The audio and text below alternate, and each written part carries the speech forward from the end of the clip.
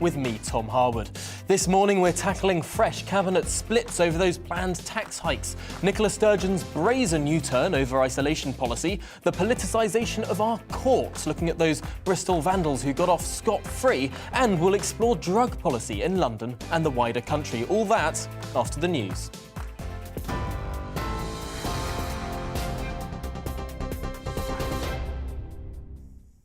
Good morning, it's 9:30. I'm Rosie Wright. Let's get you up to date. The Commons leader, Jacob Rees-Mogg, is urging the government to ditch a planned hike in national insurance. The Daily Telegraph says that he told the Chancellor, Rishi Sunak, the increase can't be justified as families will struggle with surging food and energy costs. The policy was announced in September to try to help the NHS and the cost of social care. A complaint by a gay rights activist in Northern Ireland has been ruled inadmissible by the European Court of Human Rights. Gareth Lee claimed he was discriminated against when the Christian owners of a bakery refused to make him a cake with the slogan "Support Gay Marriage" on it in 2014. Well, the court says he failed to exhaust domestic remedies in the case. Ghislaine Maxwell's lawyers are seeking a retrial after a juror in the case told the media he was a victim of sexual abuse. They say his disclosures influenced the deliberations and convinced other members of the jury to convict Maxwell. She was found guilty of grooming underage girls to be abused by Jeffrey Epstein last week. Novak Djokovic's bid to have his visa cancellation overturned is going to be heard in an Australian court on Monday. The Serbian tennis player, he's hoping to defend his Grand Slam title, was told by border officials he didn't meet entry rules and he'll be deported. North Korea claims it successfully fired a hypersonic missile which precisely hit its target 430 miles away. Yesterday's launch was the second test since October as the country works to bolster its military capabilities. Hypersonic weapons are harder to detect. Usually they fly at lower altitudes than ballistic missiles, and they can achieve more than 5 times the speed of sound. You are up to date at 9:33. I'll be back with your headlines in half an hour. For now, back to the briefing with Tom Harwood.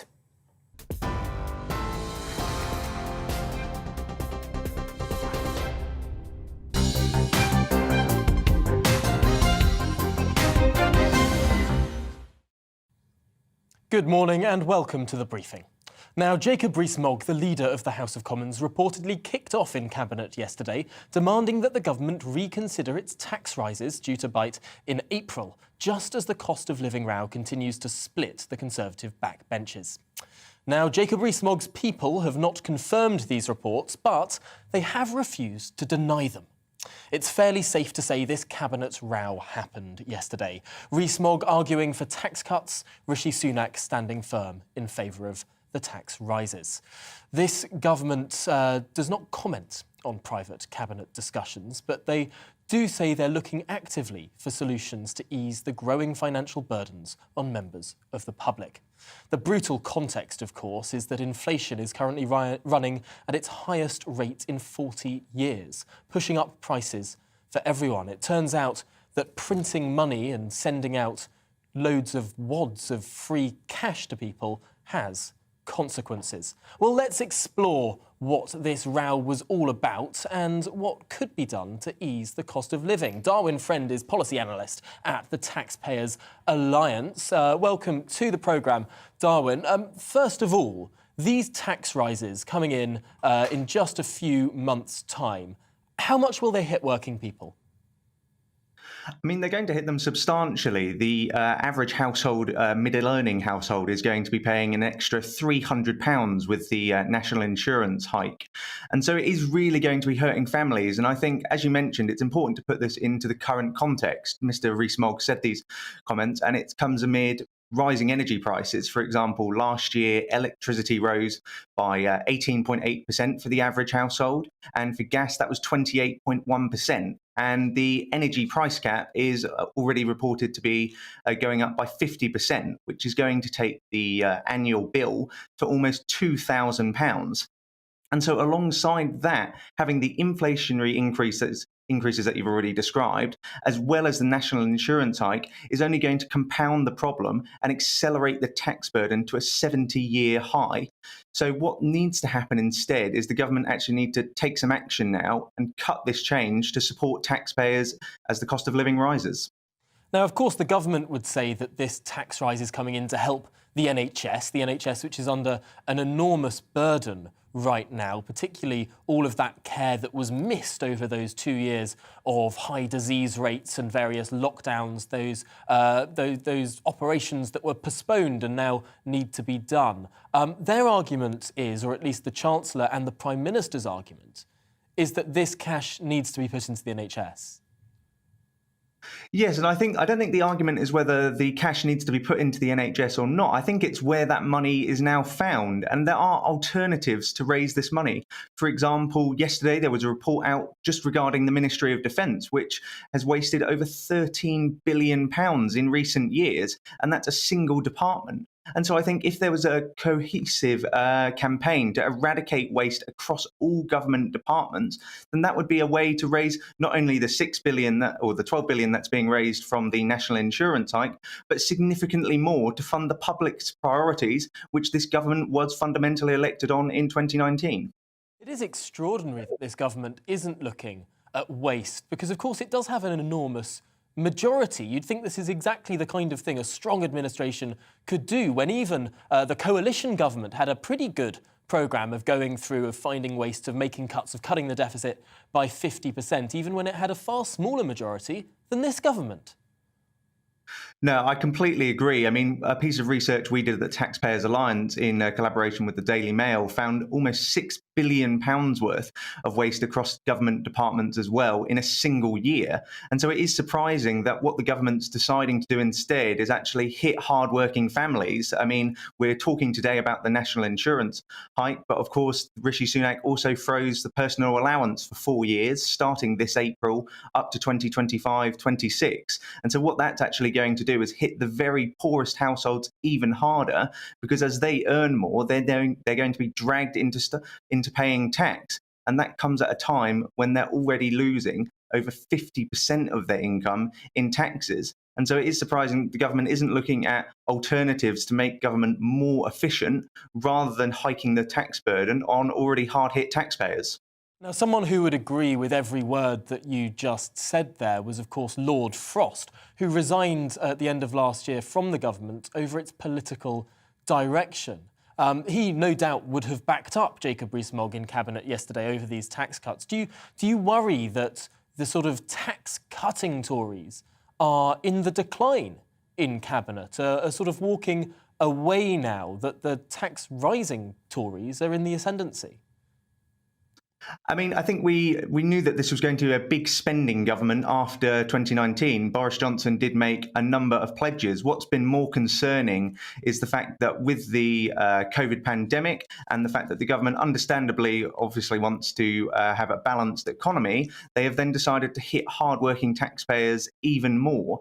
And when we are already facing what is almost a 70-year high tax burden, I think there does need to be more voices in the cabinet now actually making the case for cutting taxes and actually seeing the increased revenues which that can bring. And so I do hope that those voices now do start to increase, and that Jacob Rees-Mogg isn't a standalone in the cabinet. It's funny, I remember Boris Johnson in the 2019 leadership contest talking about one of his favourite, I think, ancient Mesopotamian leaders who found out that if he reduced taxes, productivity went up. Actually, receipts could go up too, an early version of the Laffer curve. Now, Boris seems to have walked away from that promise that he made, from that principle that he espoused. Do you think he still believes it? I mean, I'm not personally sure whether he does, and the evidence is out there that if you do cut tax rates, then revenues do go up. We saw that, as you mentioned, the coalition government earlier, with in regard to corporation tax. When corporation tax was cut, the revenues it actually raised went up. And so it is concerning, I think, that Boris does seem to be moving potentially away from the low taxes that he mentioned, and also the fact that he committed to in his manifesto in 2019, and is focusing on just higher spending instead. And I do hope that what he does now, as we get closer towards the next general election, is take not only a low tax policy approach, but also, as I mentioned before, actually focus on making the government as efficient as possible when it comes to spending, so that then the debt can start to be dealt with rather than just ever more borrowing. This is an issue that we will be looking at very closely in the coming months. Of course, those tax rises set to come in not too much time at all. But for now, Darwin Friend from the Taxpayers Alliance, thank you very much for joining us on The Briefing this morning.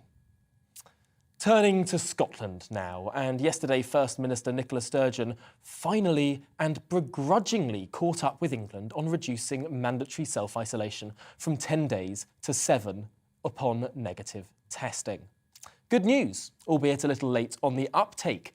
Yet this decision was startlingly at odds with the views of one Nicola Sturgeon just a couple of weeks ago. On the 17th of December, this is what she had to say to Scottish Mail political editor Mike Blackley when he asked the First Minister if the isolation period could be reduced. Also, if you can't find any further funding at the moment, is there anything else that can be done to help, such as helping them with the impact of self-isolation for staff? Could you cut the requirement for self-isolation? Yeah, that would really help, because that would spread infection even further, and that would be not doing any favours to businesses. I don't know if you've listened to a single word I said.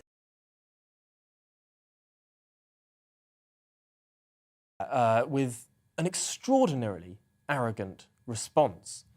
Can you imagine any UK government minister getting away with talking to the media like that?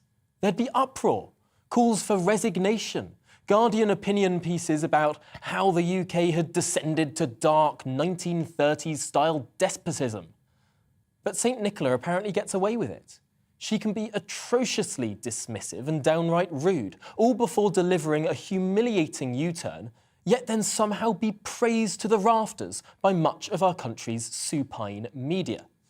I can't help but think that if the SNP received half as much scrutiny as the Tory party, they would be in a far weaker position.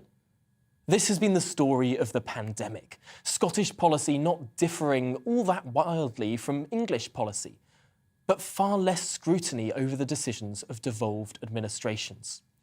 This is one reason why we should all welcome a comprehensive UK-wide inquiry into the handling of this pandemic. I fear very much that one of its conclusions will inevitably be the sheer folly of that haphazard and rushed decision to devolve all aspects of pandemic policy. Had we had our time again, a one UK policy would have been better for everyone.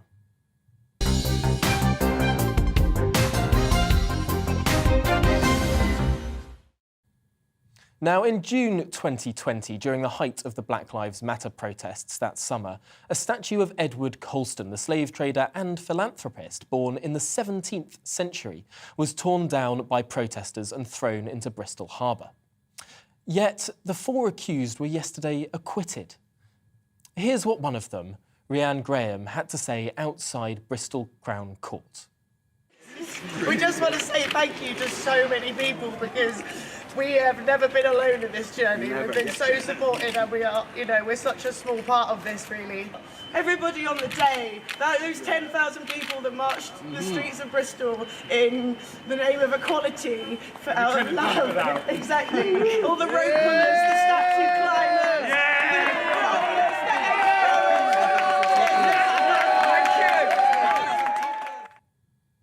Now, while this outcome is, of course, always an option under trial by jury, some lawyers have described the verdict as absurd and perverse. So what went on? Well, let's find out more with Stephen Barrett, a writer for The Spectator and commercial chancery barrister at Radcliffe Chambers. Steve, thanks for joining me this morning. First of all, can you set out exactly how these people were able to be acquitted? Well, the short answer is that we don't know. And that's because juries don't give reasoned verdicts. So we don't know what the reasons the jury made its finding were. And we'll never know. What we do know is that there were 4 legal routes that were suggested to the jury. And I could go through those in detail if you want.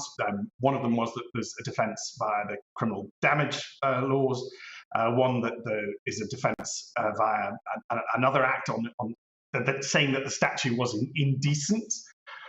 One was that there was a defence by saying that the statute was itself an affront to public order.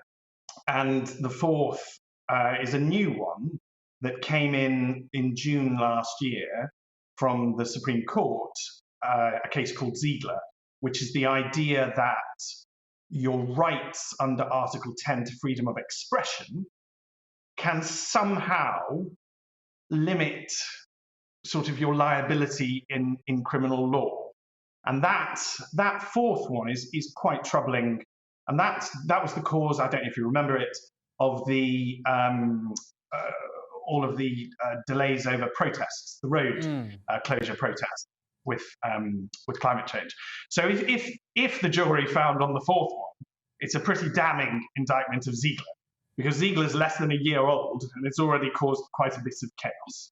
So this really has consequences for future trials. That point there could well mean that really the rule of law is to some extent undermined, that the values or the opinions of the jury in a political sense could really negate what the law actually says. Yes, and we've known about this risk for a very long time. So in 2001, a very respected Court of Appeal judge did a report on this, and he said, you know, that there is an inherent tension here with the rule of law. So what you have is the ability of the jury to find what we might call perverse verdicts. But that is just in conflict with this idea that there is one set of rules and we all follow them. And that tension is very much in play here, and that's why I wrote in my article that this is an assault on the rule of law. What's troubling is the idea that this might all be gathering pace, and it might be increasing. And as you've rightly identified, none of us have any idea now, really, what would happen if somebody else attacks another statute.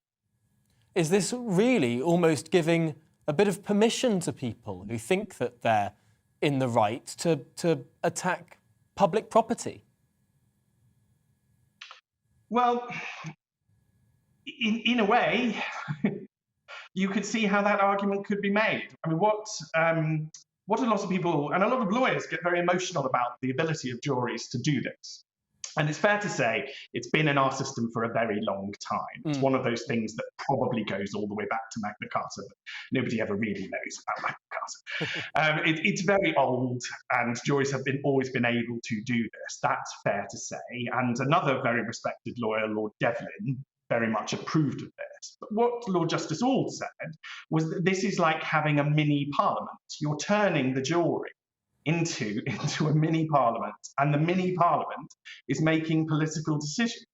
Now that is inherently chaotic. How on earth can any of us know what future mini parliaments will do? And it certainly looks, given that there are 4 legal arguments that were put to this jury, they could be put to future juries. I mean, another lawyer who comments publicly sort of instantly said, well, the Churchill statue is safe. And I think that's just wrong as law. Because there's no way that you could say that any statue is definitely safe. And that's the tension with the rule of law. You're importing chaos into the system. You have made things much less predictable, much less clear. Now, criminal lawyers will be howling at me and will be claiming, well, this isn't a precedent. And it's true that within our system of precedent, this isn't a precedent, but it is a troubling act which could happen again. And none of us know whether it will or it won't. I mean, if you want to stop this happening again, you'd have to close each of those 4 legal routes. Wow. and prevent a future jury being told that these are legitimate arguments of law. Well, it's a fascinating area, deeply concerning for many, no doubt. Stephen Barrett, barrister at Radcliffe Chambers, thank you very much for joining us this morning and explaining all of that for us on The Briefing. Thank you. Now, London Mayor Sadiq Khan has been making headlines for proposing a pilot decriminalisation of cannabis and Class B drugs in the capital. The new proposals mean that Londoners aged 18 to 24 caught with small amounts of non-Class A drugs could be referred to courses and counselling instead of facing arrest. Khan's party leader Keir Starmer, however, does not agree, saying earlier this week that on drugs legalisation, I've said a number of times and I'll say again, I'm not in favour of us changing the law or decriminalisation. I'm very clear about that. Well, let's look deeper at this policy now from Sadiq Khan. Jonathan Nadler is co-founder of Life Group, a European medical cannabis clinical telehealth and dispensing ecosystem. I'm not sure I know what all of those words mean, but it sounds like it's a medical cannabis company. Welcome to the programme. First of all, can we explain the difference between decriminalisation, as small pilots are being proposed by Sadiq Khan here, and legalisation, as we've seen in states in America, in Canada and elsewhere? Yeah, sure. Thanks for having me. So it's very simple. Decriminalisation means it's still not legal. It's just that if caught with a small amount of the drug on your person, you won't face the criminalisation that you currently do today. In a legal market, it's properly structured. It's set up in a way that allows for taxes to move smoothly into government's palms. So I suppose one of the criticisms of the decriminalisation approach is that you don't collect the tax benefits from a legal system. You don't have the same regulation and safety checks, but also it's all in the hands of criminal gangs. Well, look, this is about reforming policy to protect the people that are consuming drugs. There's been 50 years of a drug act that simply hasn't worked. So from our perspective, this is actually about how we stop criminalising people and actually help them, care for them. We know from a YouGov report that more than 1.4 million people use cannabis in the UK for a medical condition. Why should they be criminalised? This is about us trying to protect our population, not put them in prison for potentially taking a drug to cope, to live a better life. So we want to see a reform of a policy that is way too old. I mean, what policy could possibly last 50 years around drug-related subject matters? We want to see it reformed, and Sadiq Khan is putting the cat amongst the pigeons. It's interesting because there's been a number of opinion polls in recent years that seem to show the public has massively shifted on this issue, particularly with regard to cannabis. The public used to be opposed to decriminalisation or legalisation, and now they seem to be moving much further in favour of it. Is it your view that politicians are starting to catch up with where the public already are? Yes, some are, clearly, but lots aren't, and we don't quite know why. I think it's worth saying that politicians did change the law in 2018. You can go and get cannabis on a prescription legally, but not enough people know about it. So they did do a job. They did a job to change the scheduling of cannabis so that if you needed it for a whole host of different conditions and ailments, and we see hundreds of these vulnerable patients throughout the medical cannabis clinics on a monthly basis, and it's there to help them. But they haven't done much more than a slight shift in 2018, believing that was enough, and we wash our hands of it now, job done. But in actual fact, it hasn't gone far enough. You've got specialist doctors prescribing medical cannabis. GPs can't prescribe yet, and people don't know about medical cannabis. It's treated as a last resort. It's not frontline medicine. Yet, compared to lots of the drugs that are being prescribed legally from pharmaceutical companies, the safety profile for medical cannabis is, in some respects, a lot better. Wow, and it's interesting looking across to many states in America, to Canada, to Germany now, to the Netherlands, of course. It looks like this world is moving in one direction on this. I wonder if the UK can grasp this opportunity, because, of course, it is an opportunity. I believe I'm right in saying that we were or are the largest exporter of legal cannabis in the world. I'm afraid we've run out of time on this interview, Jonathan Nadler, but thank you very much for joining us and talking us through that very, very interesting topic. Well, that's it from me on The Briefing this morning. Coming up, it's To The Point with Patrick Christys and Mercy Muroki, where they will be exploring a whole host of interesting topics, not just political, but cultural too. So make sure that you stick around for their analysis, debate and discussion. All that coming up after the weather, which is coming up right now. It's time to remind ourselves there's always another winter. Canary Islands sponsors the weather. Good morning. Starry skies last night led to tumbling temperatures. If you've not been out and you're just heading out for the car, take an ice scraper with you.